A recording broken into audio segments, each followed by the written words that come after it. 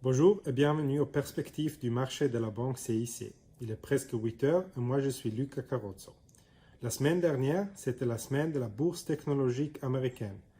Le Nasdaq est augmenté sur un niveau record. L'indice a été déterminé par les actions de Microsoft, Apple, Google ou Facebook, qui sont les gagnants incontestables de cette pandémie actuelle.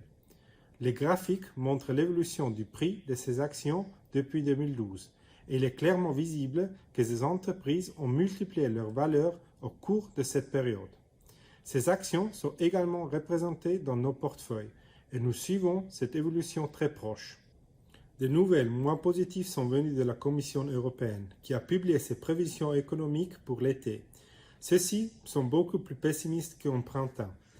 Ces graphiques montrent comment la Commission européenne, le Fonds monétaire international et la Banque centrale européenne prévoient la croissance dans la zone euro, avec un PIB en baisse de plus de 8% cette année et une reprise d'environ 4% pour le 2021. Des événements intéressants sont prévus cette semaine. Ici, un aperçu de données macroéconomiques. Lundi, nous recevrons la production industrielle britannique et européenne. Les prix à la consommation en Allemagne seront également publiés. Jeudi, la Banque centrale européenne annoncera ses taux d'entrée et la présidente de la BCE, Christine Lagarde, tiendra une conférence de presse sur le sujet. Et pour finir, à la fin de la semaine, les prix à la consommation dans l'Union européenne seront publiés. Enfin, un aperçu du CIC Weekly, notre document sur l'actualité économique.